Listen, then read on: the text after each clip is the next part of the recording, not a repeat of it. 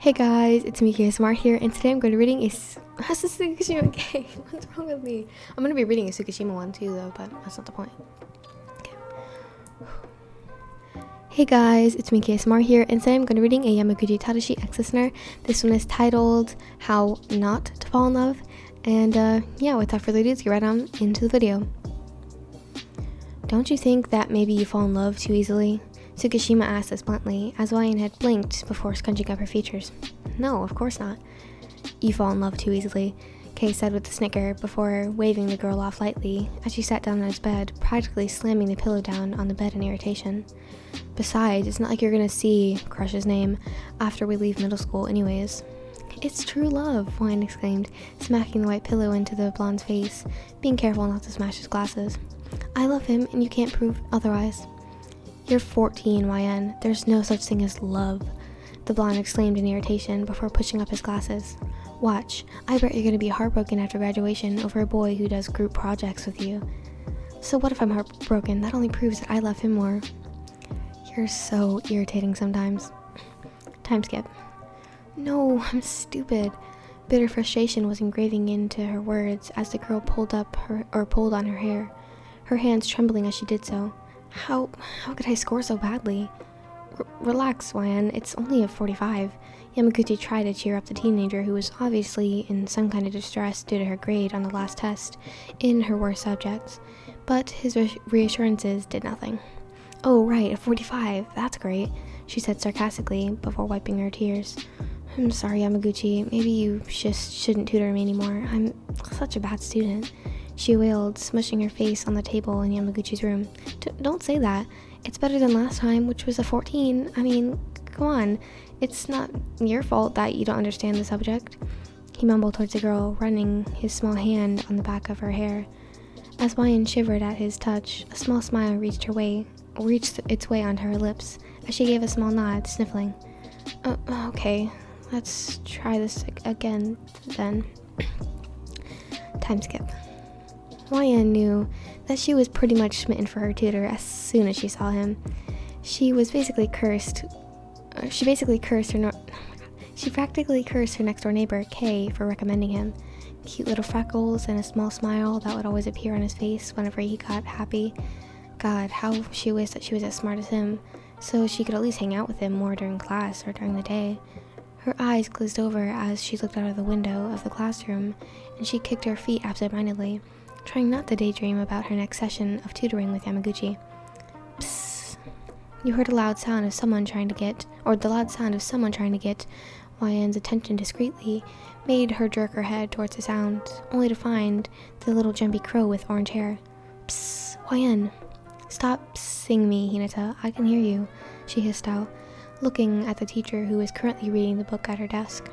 They were supposed to be taking notes, working on a worksheet. What do you want? Yamaguchi said that he wants to meet up with you tomorrow instead of today after school. A suspicious glare came from the girl. She looked at the middle blocker up and down. Why didn't he just text me? His phone got stolen. His phone what? Yeah, he said that he was sorry, but coach called an extra volleyball practice today. A small sigh escaped her lips, following by a frown. It was obvious that she was more than a little bit upset about the fact that she wouldn't be able to see Yamaguchi. But she said nothing about it. Why didn't he just tell her? Time skip. The bell rang, indicating that it was the end of the day. The girl basically bolted out of the classroom, her paper test in hand, a grin on her face to match. A 75. She had gotten a 75, and for YN, that was pretty damn good. Maybe she should go tell Yamaguchi, considering that he was a crush of hers, and he had helped her not only to study, but he was kind enough to tell her about the fact that there would be volleyball practice. A small blush rose onto her cheeks at the thought of being able to see the first-year play. Skipping happily in the gym, the girl went towards the door and pulled it open, only to find it was locked. Confusion was written all over her face before a slight frown was placed upon her pale lips. She let out a small sigh, gripping the paper test harder enough to almost crumple it. Why did he lie? That had to be the only explanation, unless Hinata suddenly became a liar. Fidgeting with her school uniform, she pulled on the bottom of her sleeves before sighing. shoving the crumpled test paper into her pocket. And so, Hwan began to trek to her house, leaving the locked gym door behind. Her grip was on her bag was tight, and she barely let her eyes rise above from the ground. She knew that she shouldn't feel so betrayed, because he was only her tutor, but the fact that he had lied to her made her wonder what on earth was so important to make him lie just to get out of tutoring her. A shaky hand ran through her hair, letting her feet take autopilot route to her house. People made sure to steer clear out of her way due solely to the fact that the overall aura Hwan was emitting was enough to make sure that it shot on everyone else's parade.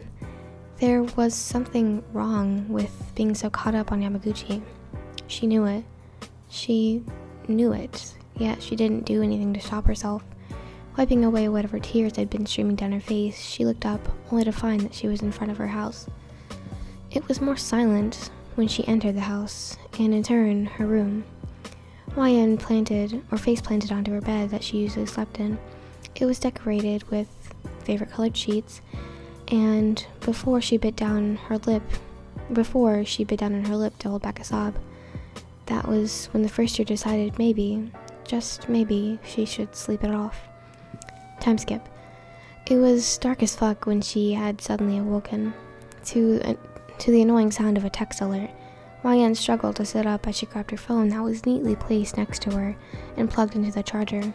It must have been your sibling that had done that for you. If you're an only child, maybe just Casper, I don't know. A small smile graced her lips from the idea before her smile faded into a frown. From Yamaguchi. I found my phone. It turns out it wasn't stolen. It was just under my bed.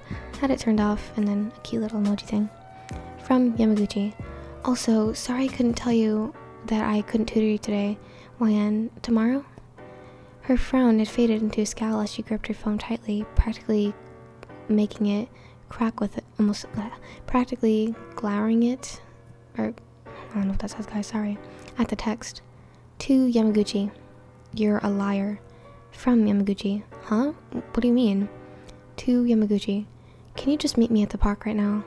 From Yamaguchi. Yeah, sure. Hwan had threw off her comforters, sliding out of her bed and letting her feet hit the cold floor. But not fully standing up, wiggling her toes a little bit in the darkness of her room, as if she was trying to distract herself from the current thoughts going on in her mind. Her house was quiet overall. That's a little thing. And so, grabbing her phone, she left the room, not at all prepared to meet her tutor. She left her house, and it was quiet. Her house was quiet overall, and to reassure Hwan that she wouldn't get caught sneaking out dead at night. What time was it anyways? Her eyes looked at the bright tiny screen that seemed to light up the room, her eyes widening. 10:30 already? A frown graced her expression as she grabbed her wallet and house keys that were on the side of the table near the door. Finally, she took one last look into the dark house before she slipped out of the front door, shutting it lightly as to not wake anyone up. From Yamaguchi. Hwan, I'm at the park, although I'm kind of confused why you want me here. Did I do something to make you mad? Hwan scoffed at the text. Anything but. Was she serious? Upset? Her heart was beating faster and faster. Her footsteps towards the park seemed to increase in tempo with her heart rate. The park came into sight, and so did the boy that was leaning against a painted dark fence, only to be lit up by a streetlight. Hwan's tutor gave an excited wave, almost hopping up and down as he did so. A pale blush stretched its way across her cheeks as she slyly tucked a strand of her hair behind her ear. If you have short hair, just pretend that you moved it or something. So, why did you call me out here, Hwan? He asked just loud enough for the first year to hear, and whatever shyness she had faded into irritation and betrayal. The freckled cutie was quick to notice, though a frown appeared on his face. Oh no, did I upset you? What did I do? I swear I didn't mean to, whatever it was. The girl in front of Yamaguchi shook her head. You're a liar. You told Hinata that you had volleyball practice, but you weren't. And I even got a passing grade on my test, you see? Her hands were trembling as she stood in front of the taller first year, taking out the crumpled test from earlier. Wait, what do you mean? I was sick. It's fine though. I'm just a tiny little student who doesn't have any feelings, she said, a humorless chuckle on her lips. it would have at least, I would have at least liked you for a month to tell, I would have at least liked you for a month to tell me the truth, Yamaguchi. I didn't say I was going to. Why do you look so worried anyways? A concerned look crossed his face as he stepped towards the girl, who took a step back. 'Cause I like you, she mumbled, and his ears barely picked up on it. It's not a legitimate reason, but that's what it feels like, okay? Maybe even love, she said as she gave a sniffle before clutching her fist tightly around the test paper that she was holding, feeling shakes rack through her body. What? The words fell out of his mouth in confusion, looking at the girl who hung her head low. YN her hair blocking her face from his view. Tadashi was stiff as he looked at the fellow first year. Oh, YN, I don't know you all that well. Don't you think? I don't really like you like that, honestly. You're a really nice girl and all. Maybe, or that you maybe, that maybe you. The boy was trying to phrase this as nicely as he could, but he knew that he was ending up hurting his friend that was standing in front of him. But I don't think you love me. Not like that, at least. YN felt her heart drop in her stomach, and she suddenly could feel everything around her. Her clothes, the paper against her skin, as silent tears streamed down her face, and she nodded at Yamaguchi. I know I do, but thanks. Anyways, Yamaguchi, she mumbled. How stupid of her. Kicking at the ground lightly, it was obvious that the boy in class 4 was trying to say something to fill the awkward silence, but when he opened his mouth, YN promptly turned on her heel, sprinting away. The tears that streamed down her face refused to stop as she tried to remove the words that the blonde would say, but that the words of the blonde that she was close to out of her head. Shaking her head, she wanted to refuse it, reject it with all of her being, but they seemed to echo in her head. Fall in love too easily. Ending. Okay, that was kind of depressing. I thought he was gonna accept you and be a little cute thing. Yikes. And by the way, there's in the author's note, he didn't lie to you. He had to accidentally mix up the information, because you guys know he did just not an ass. He wouldn't mix it up on purpose. And then just in case you didn't understand it for whatever reason, I can give you the rundown because I have one in the description, which is nice. So it says the reader falls in love too easily and doesn't know the difference between romantic and platonic love.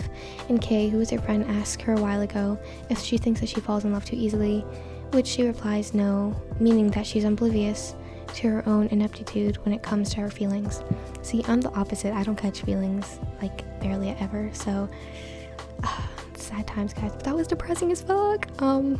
Okay, Tadashi, way to just stomp on my heart there. I appreciate that. Well, hope you guys enjoyed, and if you did, make sure you subscribe and hit the notification bell so you get notified every single time I post a video. And also comment down below some other characters you want me to do, and I'll try my best to do them for you guys.